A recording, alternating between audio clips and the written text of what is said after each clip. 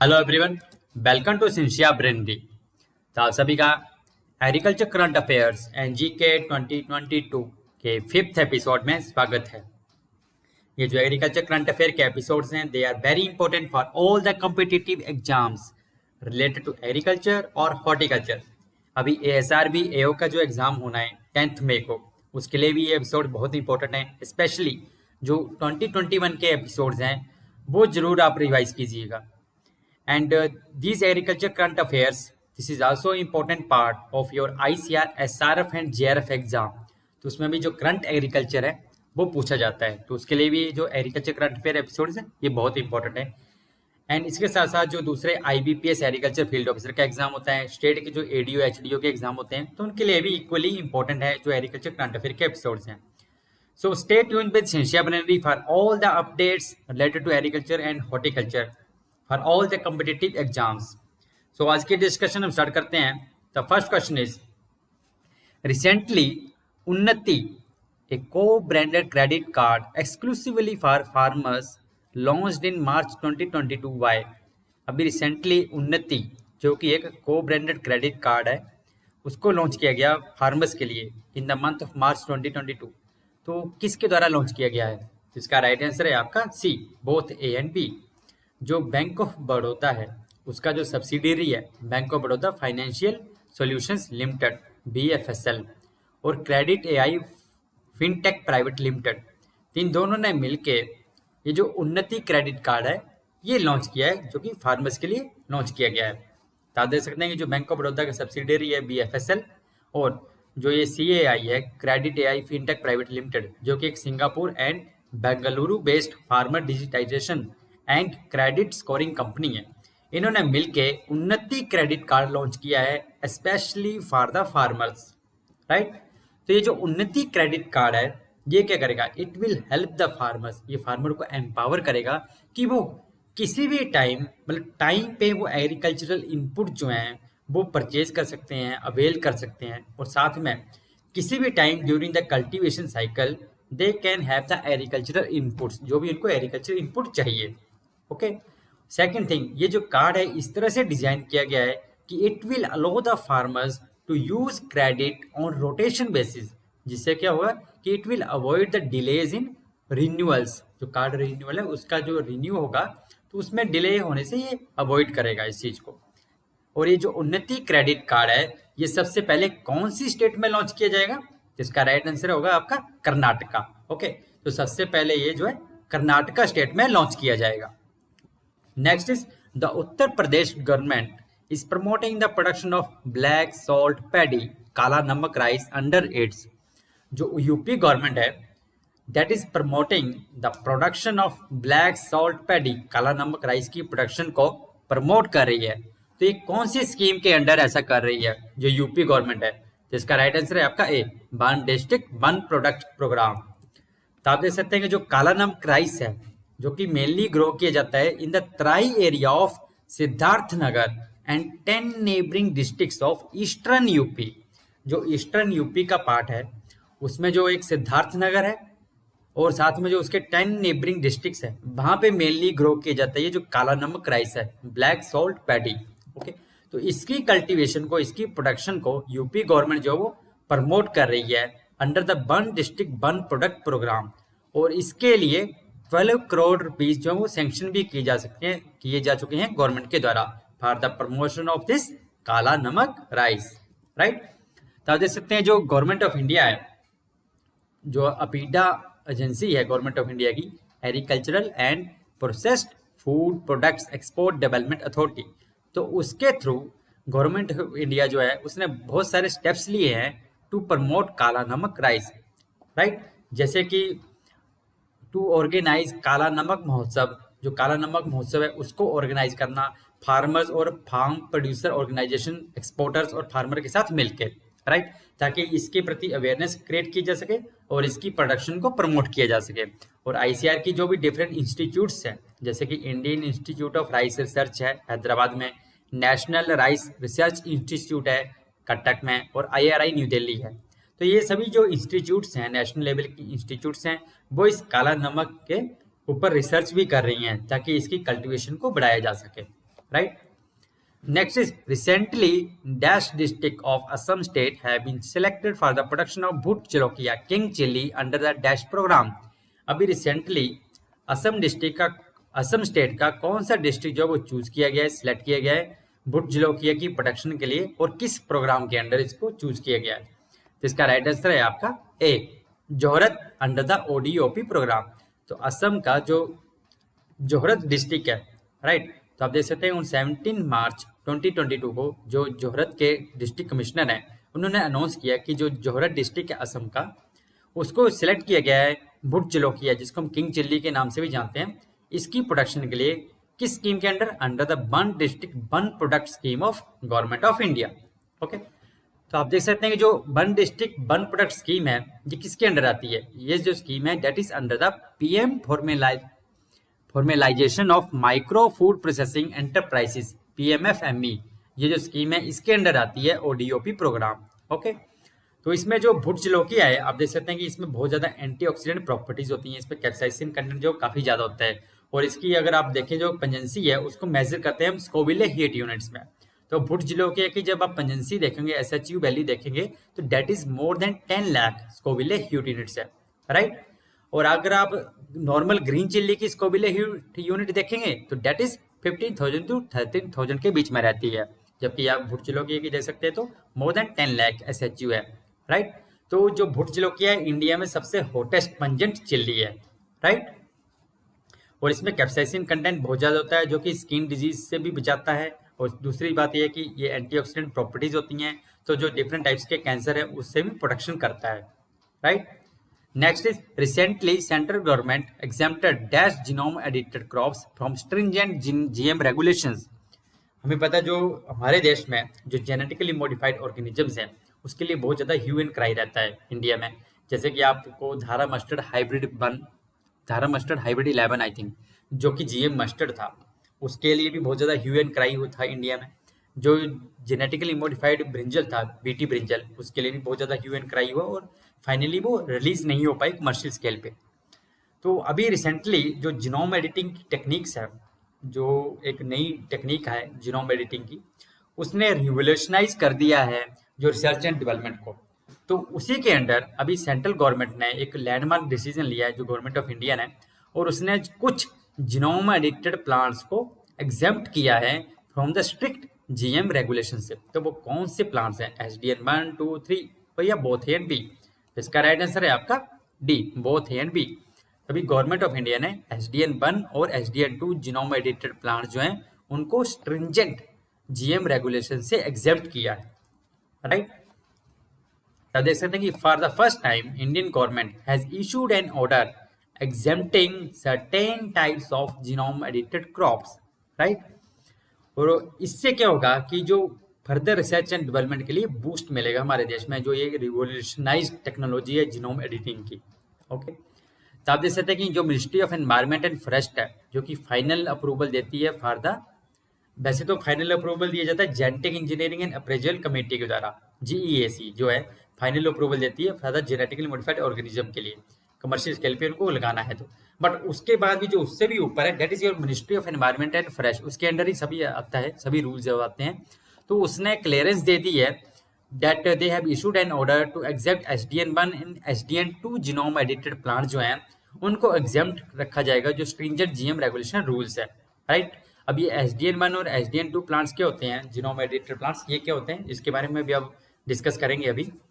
तो आप देख सकते हैं कि जो जीनोम एडिटिंग की टेक्नोलॉजी है उसने एक तरह से रिवोल्यूशन ला दिया है।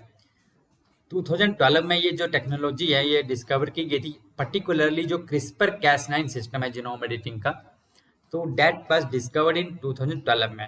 ओके, तो अब उसके डिफरेंट एग्जांपल आपको देखने को मिलेंगे। अगर हम क्रॉप्स की बात करें तो जो गावा टोमेटो है, gamma amino butyric acid tomato, तो इसी the first genome edited tomato जो कि कमर्शियली अवेलेबल है। Then high oleic rich canola and soybean, ऐसी कैनोला और सोयाबीन जो कि ओलिक रिच है। दूसरा नॉन ब्राउनिंग मशरूम, तो ये सभी जो है जीनोम एडिटिंग टेक्निक के द्वारा डेवलप किए जा चुके हैं, राइट। और दूसरी तरफ हम चाइना की बात करें तो उसने भी ऑलरेडी जो जीनोम एडिटेड क्रॉप्स हैं उनके लिए रूल्स जो वो रिलैक्स किए हैं। ओके, और जैसा कि मैंने कहा कि जो क्रिस्पर कैस9 की टेक्नोलॉजी है जीनोम एडिटिंग की, ये 2012 में डेवलप हुई थी। ओके, और इस टेक्नोलॉजी की डेवलपमेंट के लिए जो क्रिस्पर कैस9 सिस्टम है, इसके लिए नोबेल प्राइज भी दिया गया in the field of chemistry in 2020 में। ओके, किसको? Emmanuelle Charpentier and Jennifer Doudna को, for the development of a method for genome editing, जो कि मेनली था CRISPR Cas nine system. Next is which state in India has become first state to implement crop diversification index? कौन सी state है India में जो कि first बन गई है कंट्री में to implement the crop diversification index? तो इसका राइट आंसर है आपका बी, तेलंगाना। तो आप देख सकते हैं कि जो तेलंगाना है that has become the first state in the country to record its crop diversification patterns in the form of an index. Okay, तो आप देख सकते हैं जो CDI है, क्रॉप डाइवर्सिफिकेशन इंडेक्स, इसके अकॉर्डिंग तेलंगाना में 77 वैरायटीज ग्रो की जाती हैं क्रॉप्स की, जिसमें से कि only 10 crops out of which only 10 crops, जिसमें कि मोस्टली ग्रेन क्रॉप है, are chosen for the crop diversification. Okay, तो अगर हम हाईली डाइवर्स डिस्ट्रिक्ट की बात करें तेलंगाना में, तो टॉप 3 डिस्ट्रिक्ट हैं निर्मल, विकाराबाद एंड संगारेड्डी। ये जो है टॉप 3 रैंकिंग डिस्ट्रिक्ट हैं जो कि हाईली डाइवर्स है। और जो लीस्ट डाइवर्स डिस्ट्रिक्ट हैं तेलंगाना में, तो वो है आपके पेड्डापाली, करीमनगर एंड सूर्यापेट। ओके, जहाँ पे जो है mainly paddy is the most cultivated crop है। ओके, और उसके बाद कुछ एरिया मेज के अंडर है, और मतलब पैडी और मेज के अंडर ही मेन एरिया है इन डिस्ट्रिक्ट्स में। मतलब ज़्यादा डाइवर्सिटी नहीं है in terms of the crop cultivation in districts में, मतलब लीस्ट परफॉर्मिंग है in terms of crop diversity. Okay, तो क्रॉप डाइवर्सिफिकेशन इंडेक्स की बात करें तो जितना भी एरिया है अंडर द 77 डिफरेंट क्रॉप्स हैं, which include food, non food and cash crops, as well as the area under the floriculture practices have been considered to calculate the index. तो ये क्रॉप डाइवर्सिफिकेशन इंडेक्स कैलकुलेट करने के लिए जो भी crops grow की जा रही है वहाँ पे 77 डिफरेंट क्रॉप्स हैं, जिसमें कि आपकी food crops, non food, cash crops सभी आती हैं, फ्लोरिकल्चर क्रॉप्स आती हैं। तो वो सारा एरिया जो है इंक्लूड किया गया इसको कैलकुलेट करने के लिए। और ये जो इंडेक्स है, the index has a starting value होती है 1 की। अगर वैल्यू 1 हो तो that represents the percentage of total cultivated area devoted to a single crop, मतलब कितना परसेंट एरिया जो है वो एक सिंगल क्रॉप के अंडर है। ओके, और बहुत सारे डिस्ट्रिक्ट जो है तेलंगाना स्टेट में, they have the index value ranging from 0 to 5 and the higher the value the greater the agricultural diversification. जितनी ज़्यादा वैल्यू होगी उतनी ज़्यादा डाइवर्सिफिकेशन है वहाँ पे। ओके, एंड अगर आप बात करें तो ये इंडेक्स जो है एक तरह से बेसलाइन की तरह काम करेगा for the future crop diversification के लिए इन द स्टेट में। Okay, next is Indian potash limited under the department of fertilizers, ministry of chemicals and fertilizer signed an MOU with which company for the supply of muriate of potash for the next 5 years। तो आपको पता है जो पोटाशिक fertilisers हैं वो India में produce नहीं किया जाता है, वो मेनली इंपोर्ट ही किया जाता है जो पोटाशिक फर्टिलाइजर्स होते हैं। तो जो इंडियन पोटाश लिमिटेड है उन्होंने किस कंपनी के साथ MOU साइन किया है ताकि जो पोटाशियम की सप्लाई है, म्यूरेट ऑफ पोटाश जो है उसकी सप्लाई हो सके फॉर द नेक्स्ट 5 years के लिए? तो इसका राइट आंसर है आपका सी, इजराइल केमिकल लिमिटेड के साथ। ओके, तो आप देख सकते हैं कि जो अभी रशिया और यूक्रेन का जो कन्फ्लिक्ट हो रहा है, ओके, तो उसके बीच में जो इंडियन और इजराइल की जो ये कंपनी है इन्होंने MOU साइन किया for the supply of muriate of potash for the 5 years। Okay, जो MOU है वो साइन किया गया है इंडियन पोटाश लिमिटेड के साथ, जो कि एक डिपार्टमेंट ऑफ फर्टिलाइजर्स के अंडर आती है, under the ministry of chemicals and fertilisers, and Israel chemical limited. इन दो कंपनी के बीच में MOU साइन किया गया फॉर ए पीरियड ऑफ 2022 से 2027 तक, मतलब 5 years के लिए, फॉर द सप्लाई ऑफ, और इसमें लगभग annually 6 to 6.5 lakh metric ton of जो म्यूरेट ऑफ पोटाश है, पोटाशिक फर्टिलाइजर है, वो सप्लाई किया जाएगा। Next is the first state in India to introduce carbon neutral farming in 2022। India में कौन सी स्टेट है जो फर्स्ट स्टेट बन गई है इंडिया में to introduce the concept of carbon neutral farming? तो इसका राइट आंसर है आपका बी, केरला। ओके, तो आप देख सकते हैं Kerala is set to become the first state in the country to introduce carbon neutral farming methods in the selected locations में। केरला जो फर्स्ट स्टेट बन गई है कंट्री में जो कि कार्बन न्यूट्रल फार्मिंग के जो मेथड है कुछ सिलेक्टेड लोकेशंस में उनको इंट्रोड्यूस करेगी, जिसके लिए गवर्नमेंट ने अलग से 6 करोड़ का बजट भी असाइन किया है for a period of 2022 to 2023 के जो बजट में उसमें। ओके, जो जो इसका फर्स्ट फेज होगा कार्बन न्यूट्रल फार्मिंग का, उसको इम्प्लीमेंट किया जाएगा इन 13 farms under the agriculture department and tribal areas. Okay, and जो सेकंड फेज है उसमें model carbon neutral farms will be developed in all the 140 assembly constituencies में। ओके, तो जो गवर्नमेंट का ये जो मानना है कार्बन न्यूट्रल फार्मिंग का कंसेप्ट इंट्रोड्यूस करने के लिए, ठीक है, तो गवर्नमेंट का ये बिलीव है कि जो कार्बन न्यूट्रल एग्रीकल्चर है, कार्बन न्यूट्रल फार्मिंग जो है, that is the need of hour, क्योंकि अभी हमें पता है जो क्लाइमेट चेंज हो रहा है, तो एनवायरमेंटल बैलेंस मेंटेन करने के लिए और सॉइल की हेल्थ को इम्प्रूव करने के लिए और health to improve the health of our current and future generation, तो उसके लिए जो कार्बन न्यूट्रल फार्मिंग का कंसेप्ट जो है वो बहुत इंपॉर्टेंट है, राइट। और अभी हमें पता है जो ग्लोबल वार्मिंग हो रही है, क्लाइमेट चेंज हो रहा है, जिसकी वजह से अनप्रिडिक्टेबल रेन्स हो रही हैं या ड्राउट कंडीशंस हो रही हैं, तो उस केस में जो कार्बन न्यूट्रल फार्मिंग का जो कंसेप्ट है वो बहुत ही हेल्पफुल होगा। और कार्बन न्यूट्रल फार्मिंग के लिए हम डिफरेंट अप्रोचेज जो फॉलो कर सकते हैं, जैसे कि सॉइल हेल्थ को इम्प्रूव कर सकते हैं by integrated farming methods, by crop rotation कर सकते हैं, adoption of the fertigation systems means application of fertilizer with irrigation, precision farming के मेथड हम अडॉप्ट कर सकते हैं, मतलब जहाँ पे जितना जरूरत है उतना ही फर्टिलाइजर अप्लाई किया जाए और उतनी इनपुट दी जाए, right. And changing the base in which the soil is irrigated, जो सॉइल इरीगेशन के जो सिस्टम्स हैं उनको इम्प्रूव किया जाए, न्यू मॉडर्न मेथड जो वो यूज़ किए जाए, एंड जो इनडिस्क्रिमिनेट यूज़ होता है फर्टिलाइजर्स का उसको रोका जाए, उसको कम किया जाए, ताकि हम सॉइल की डिग्रेडेशन जो है उसको रोक सकें। तो इस तरह से जो कार्बन फुटप्रिंट है एग्रीकल्चर का उसको हम रिड्यूस कर सकते हैं। Next is recently a book title Indian agriculture towards 2030 launched by, अभी रिसेंटली एक बुक टाइटल्ड जिसका टाइटल था इंडियन एग्रीकल्चर टुवार्ड्स 2030, तो ये लॉन्च की गई किसके द्वारा? इसका राइट आंसर है आपका ए, एफएओ एंड नीति आयोग के द्वारा। ओके, तो आप देख सकते हैं कि जो ये बुक है Indian agriculture towards 2030, it was published by Springer publisher जो है उसके द्वारा पब्लिश की गई, एक इंटरनेशनल पब्लिशर है Springer, Indian agriculture towards 2030। Okay, और किसके द्वारा लॉन्च की गई?